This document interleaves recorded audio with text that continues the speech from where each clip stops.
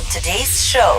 The most surprising thing is that I never heard anything from Elon Musk. Yeah, I was going to ask that question. Yeah, I was expecting, certainly Elon will chime in on Twitter or say thank you or no thank you or at least something. And one of my secret goals was I really wanted the book ends with the Falcon Heavy launch, which is happening this month actually in Canaveral. And I'd written the book with that kind of in mind, that I could maybe take my 4-year-old son to that as kind of a pinnacle of this book adventure. 5, 4, 3, 2, 1. Welcome to the Creator Institute podcast. Your host, Evan Koester. How's it going, everyone? This is Eric. Today, we're going to meet the other half of one of our podcast guests.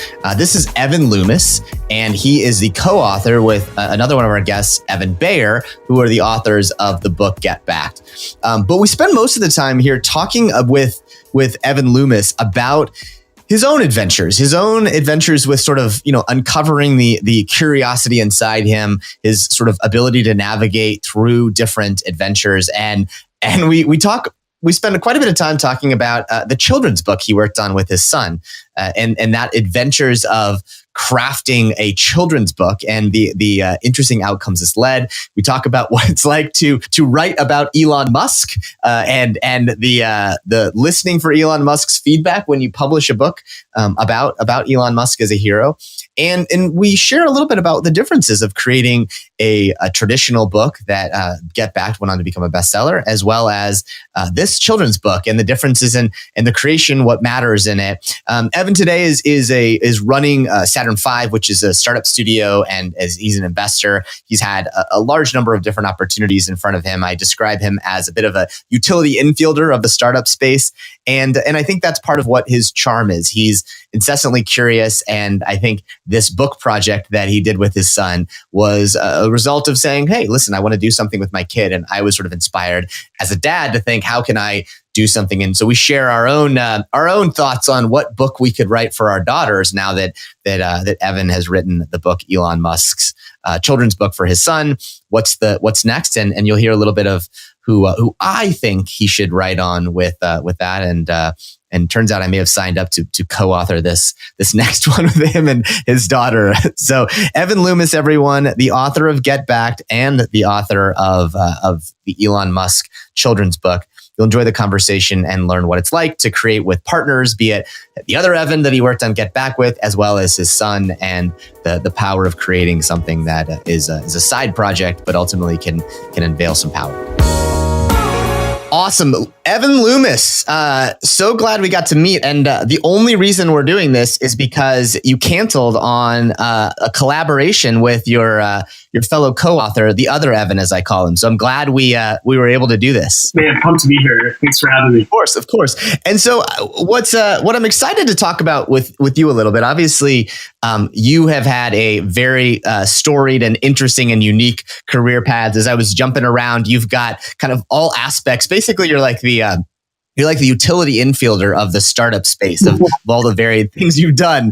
But what I thought was interesting in the recent periods of time is you've created sort of the extremes of books, and you've had some pretty interesting collaborators and partners in these ones. So what I would love to start with, though, is I want to take it back a little bit. I read an interview that you did, and you talk about the way your mom describes you as a child and your incessant curiosity. So take us back to Evan Loomis as a kid and the why youth that you had. Yeah, great question. And I appreciate you using the word utility player, because most of the time people think of me more as like the trash collection guy. I'm more functional, but happy to do both. So as a kid, man, I really struggled, and I had to go to special classes. I couldn't even go to kindergarten. I had to do this thing called Slingerland, which is a program to kind of get you ready for kindergarten, which is kind of disturbing given the fact that I was already old for my grade. And my parents took me to see doctors, and the doctors were like, he's he's normal. He's not he's not stupid, but he's really just kind of in his head and imaginative. And I think you're just gonna have to figure out a way of learning that works for him. And so I think from a little age, I was totally ADD, really in my head. I mean, my worst fear as a kid was getting called on in class, because I knew when I got called on, I would have no context for what was happening. I would just, so I think I learned, like, a coping mechanism was learning how to improv and make something up that sounded witty, or just accommodate, because there's no way that I could compete with probably people like you, Eric, honestly, that were really, really smart, made good grades, could fill in the Scantron correctly and all that kind of stuff. I was awesome at the Scantron. So good at the Scantron. I honestly, I bet you were. And forever, I was super envious of people like you that were like, could play the game. And I couldn't play the regular education game. So I created a new game, honestly. It's amazing. When you were that sort of kid, and I'm going to preview a little bit, you've written this book with the help of your son on Elon Musk. And one of the things I think is really interesting, it's a children's book. And you talk about, sort of his experiences growing up and being bullied. Did you find that sort of experience as being a little different growing up? One of those things that, being able to learn about Elon Musk's story was helpful to you to even understand kind of what makes you tick today? I think so. I wouldn't go as far as to say that I was bullied or pushed around as a kid. My first bullying moment was being called a womanizer. And I was like, I remember I was 8 years old. I came home and I was like, Dad, my neighbor just called me a womanizer. And I had no idea what it meant. And anyway, so that was just, a neighbor heckling me, obviously. But I wouldn't say I was bullied. I had an awesome childhood. My parents were amazing. Yeah. I don't have like big mom daddy wounds. They kind of did everything they can to accommodate me as a little imaginative boy. But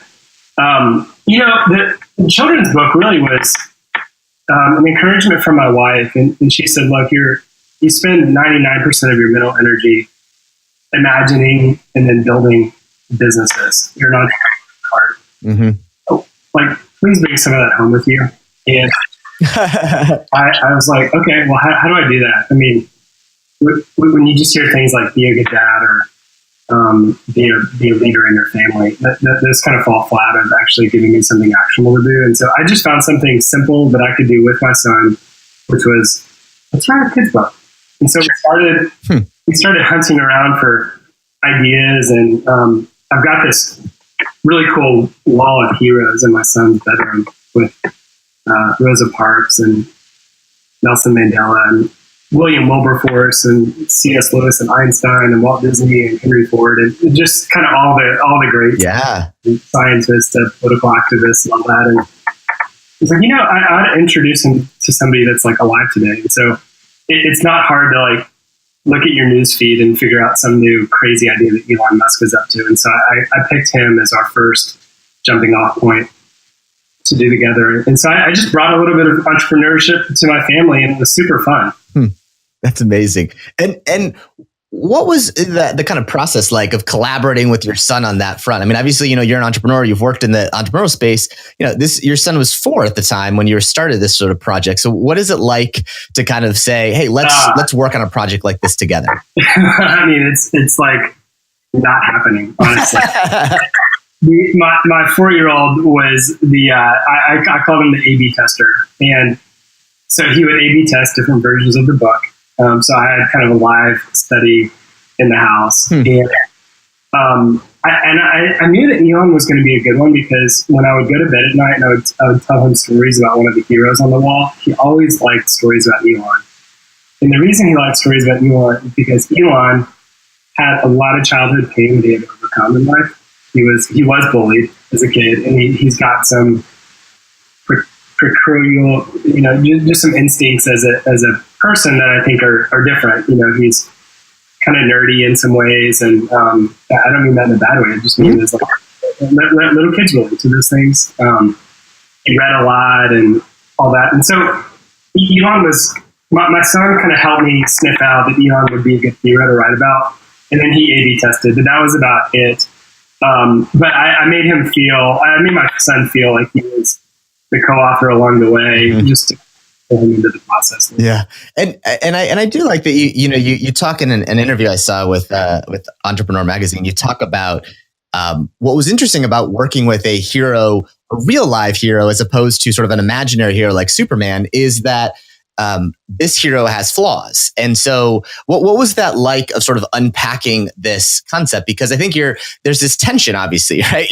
There's some people don't like Elon Musk in the same ways as, but you don't sort of have that same vitriol out there for Superman, right? Everyone likes Superman, so to speak. So what is it like trying to think about, could you really make Elon Musk into a hero in a book format like this for kids? Yeah, that was one of the biggest challenges for me, honestly, is that there are no matter who we're talking about, like any person that is an actual person has flaws, and there are trolls out there that just absolutely do not like them.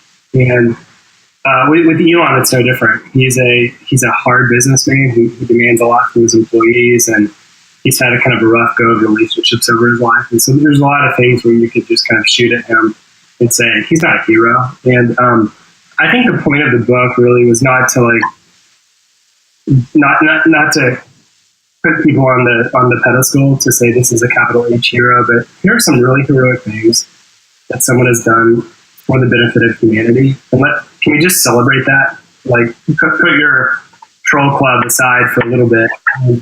This is a kid's book, and we're trying to showcase that there are actual people out there that are alive today that are working on really big problems. And so that was kind of the spirit of it. And it doesn't matter who you talk about. If it's MLK, who's like universally beloved, you have people that are like, well, he cheated on his wife, and so he's never really going to be a hero for me. And so on some level, you just can't win. And so you just have to fight, I think, proxy battles of celebrating what I would just call the good and the true and the beautiful of people, assuming they're not outright villains. There's a lot to be celebrated in people. And honestly, I think there's a deeper message in the kid's book, which is we're all really, really flawed to the core. And yet we have these amazing capacities for love, for adventure, for ideas to build something beautiful, given that we're all flawed humans. And that's just kind of a reality that I think is a fact. And so, anyway, I'll get off my soapbox. No, I think it's important. And as I have two young daughters. I have a 3 and a 18-month-old, and I think about that a lot. I mean, I think about it as the dad of daughters, because it's crazy to see all of the books. Any book that's basically written 20 years ago almost has no female characters in it that speak. And so I do think that there's this concept a little bit about you sort of have to write the world as you want to see it, which I think it's inspiring to see, saying, hey, I don't see a lot of books about entrepreneurial heroes out there even. I mean, I can't think of any kids' books that define some of those. So have you been approached now about, all right, who's next? Where's the book coming on, Steve Jobs and Mark Zuckerberg and Sarah Blakely? And is that has anyone approached you now about this sort of taking this as a series? Well, yeah, they have. And one of the cool things about it is, I'm glad you brought up your daughters. My firstborn is a boy, Ward, and my second is a girl, Catherine, and she's 2. And so I've kind of silently committed to my wife that I'll do one for each kid. Good. And so the next hero is definitely going to be a girl. And so I'm open to name ideas. And I just don't, man, I've got a ton going on, so I don't have capacity to be an actual Dr. Seuss children's book author. Yeah. That is not within the realm of what I can do without completely spinning out of control. But a couple books for my other 2 kids is really achievable. So, man, if you have any heroes that are alive today that are not really politically or ideologically divisive, I'm all ears on ideas. I don't have one picked yet, but I'm kind of soliciting names from the universe. Yeah, I had the pleasure of having Meg Whitman serve on my board at Zarly, and amazing woman. But I think there's some potential political stuff there. But she is an impressive person.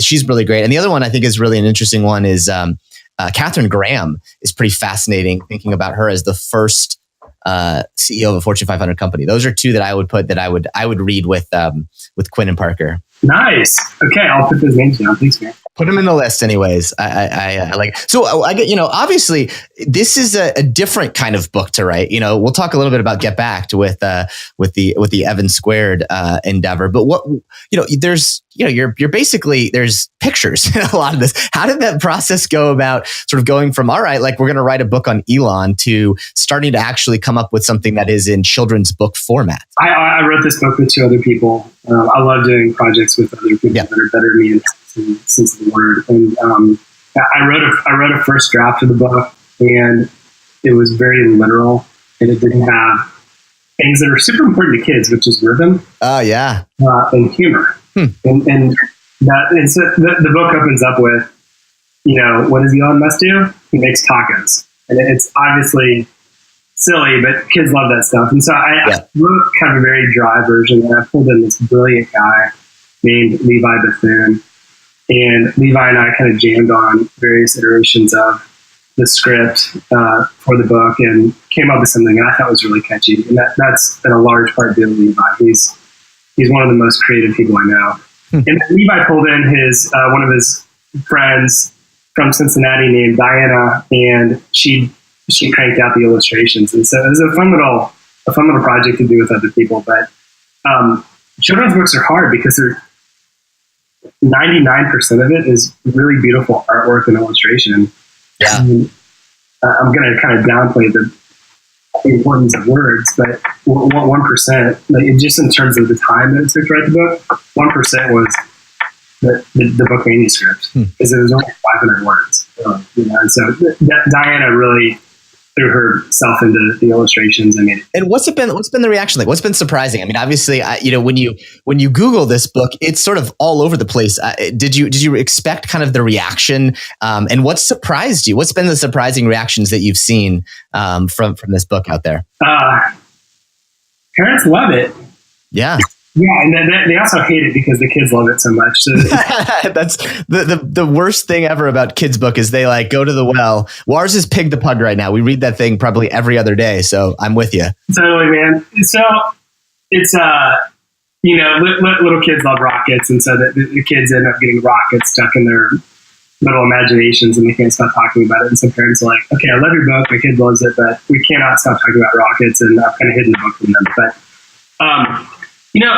So the thing that's always like the point is, do people enjoy it? And is there like a glimmer of a message that is helpful or supportive to parents as they try to do the most heroic thing, and that's raise good people, And so I think the books serve a really good purpose and all that. The most surprising thing is that I never heard anything from Elon Musk. Yeah, I was going to ask that question. Yeah, I was expecting, like, certainly Elon will chime in on Twitter or say thank you or no thank you or at least something. And one of my secret goals was I really wanted the end of the book ends with the Falcon Heavy launch, which is happening this month, actually, in Canaveral. And I'd written the book with that kind of in mind, that I could maybe take my 4-year-old son to that as kind of a pinnacle of this book adventure. And I just never heard anything from Elon or SpaceX or anything. And so I just assumed that they either rolled their eyes or there's too much legalese around, an entrepreneur supporting a book. So I was really hoping that he would say something, but he didn't. So it'll be interesting. I wouldn't be surprised if at some point something random happens and it pops, because it seems like he's one of my favorite people to follow on Twitter because he's just so real, and I'm sure his mind is sort of all over the place. But I'd be anxious to hear if something pops down the road, because it wouldn't surprise me if suddenly, ta-da! Here he is. He pops in and is suddenly championing the children's book that's been created about him. Yeah, maybe I should give like a $10,000 prize for anybody that gets Elon to tweet it or something. I don't know. Yeah, I think have a little competition out there. I love it. So I want to go a little bit to the earlier collaboration, which was with your partner in crime, Evan Bayer. And we both know Evan, and he's sort of, as you said, a force of nature.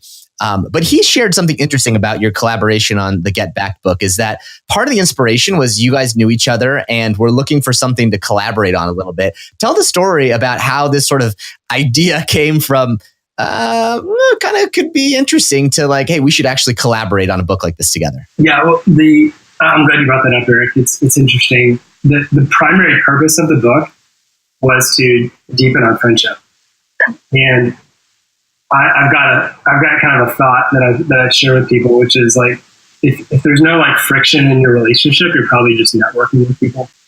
And for my closest friends, I don't want to like network with them. You know, life's too short to have networking type relationships with people that have been here. And Evan was kind of in that category of, hey, I know you, I like you, but let's work on something together. Let's create a little friction, so to speak. Let's kind of argue over things and really get to know each other better. And so it started off of like, okay, well, if we want to do that, what are we going to do? And then the book was really secondary to the primary objective of getting to know someone better and collaborating with them and just kind of deepening our friendship. As fluffy as that sounds, it's true.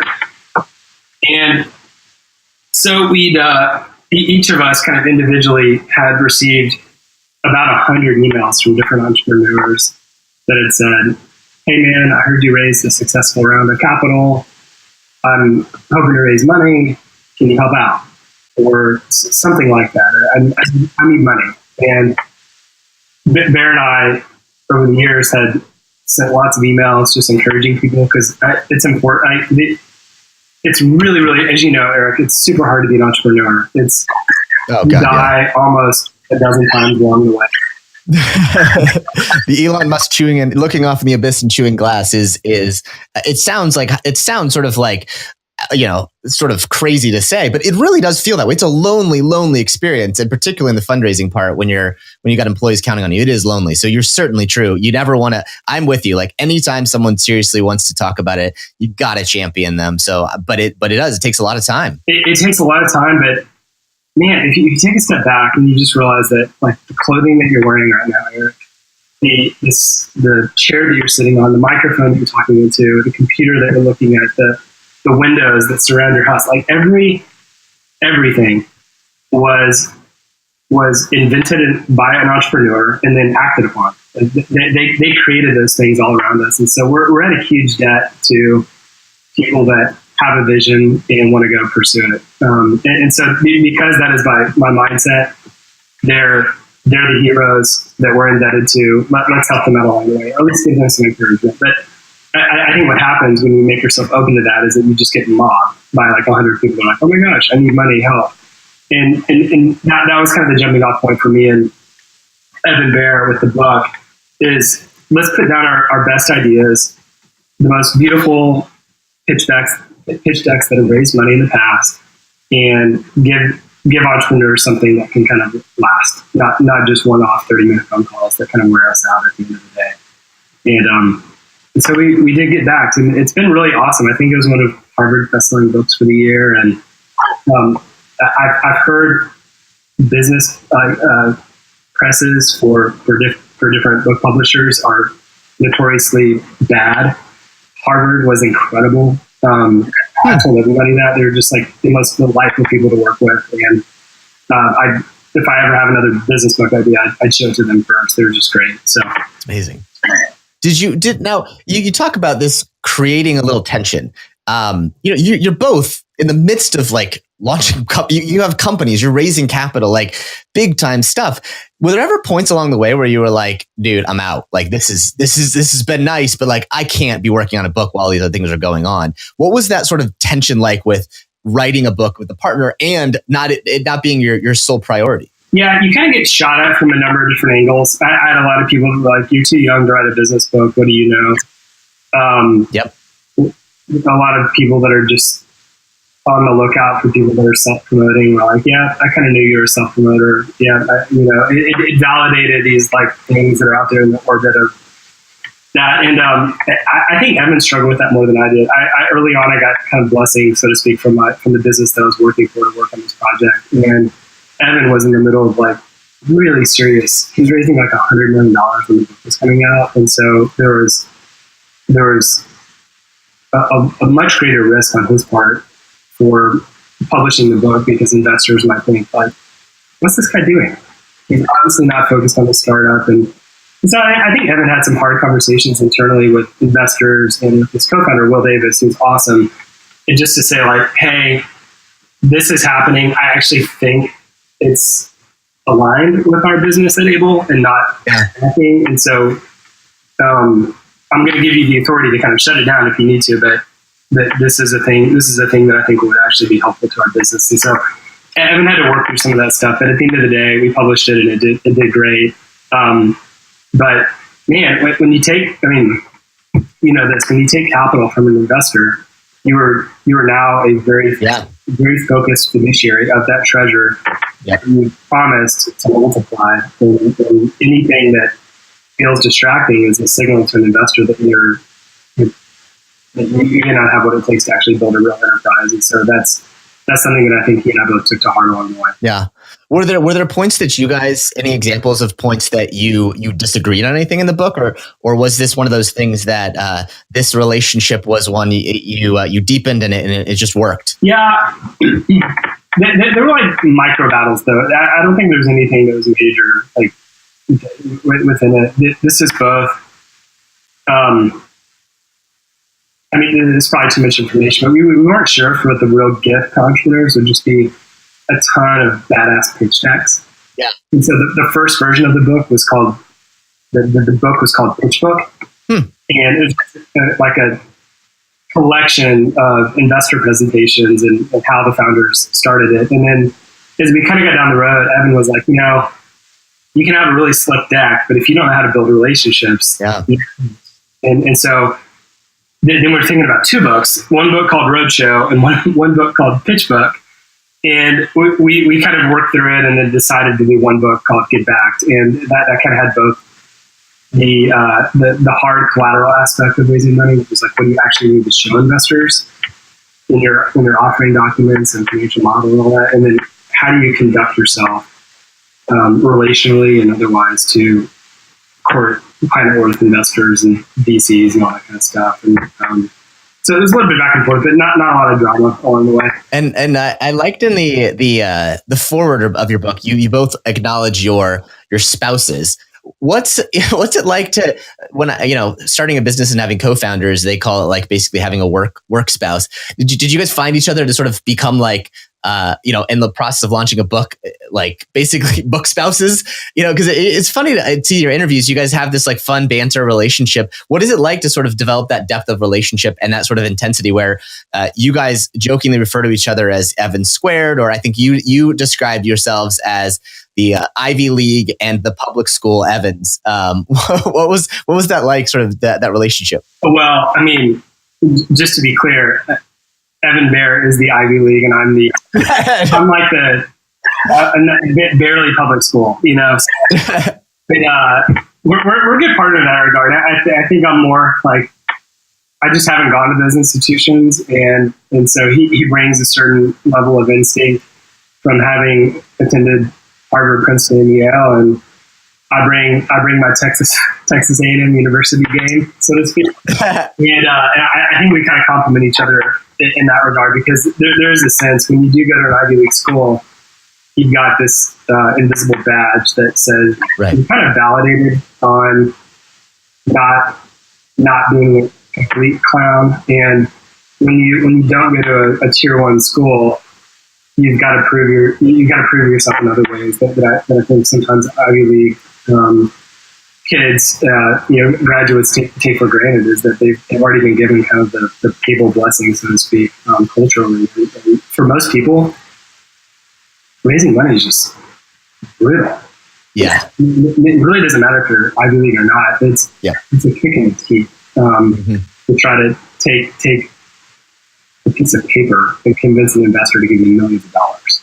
It's the hardest possible sale that one can make. Yeah. I shared this with the other Evan, but it's really a great book. And I do like you, once someone's raised capital, you get asked all the time, like, hey, can you help me? And yours is the book I recommend because it's actually quite this mix of sort of specific, but also strategic, I guess. I think there's this sense of, hey, whatever, you basically just like talk to a bunch of people and it's like, oh, great. Like that's not super helpful.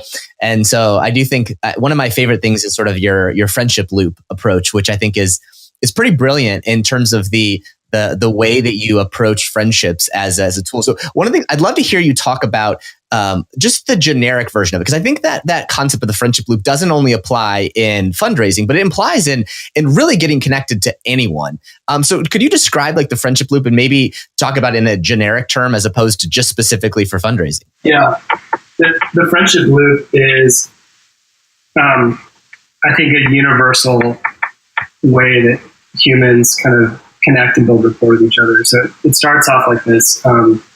It's real easy to remember: bridge, build, delight, invite. So you introduce somebody, you bridge to them.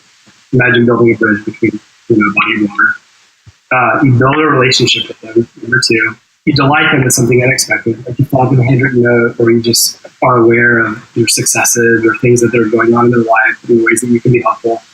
And then four, if there's something for you to do together, like raise money or like anything really, you invite them into your journey, or you invite yourself into their journey.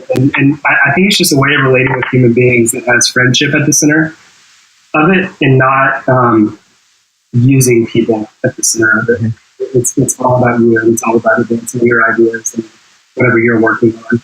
And I think if you approach people with kind of bridge, build, delight, invite at the center, you end up just forging incredible relationships and actually getting kind of what you want, but through getting what they want. Right. If that makes sense. And I had a bunch of investor meetings that when I was raising money along the way, or just business development meetings. And I just say, hey, if I walk out of this meeting and I've made a friend, it was a huge success. And that's a different mindset than if I walk out of this meeting with a deal, then it's only a success. Or if I walk out of this meeting with like money, if I don't walk away with money, then it wasn't a success.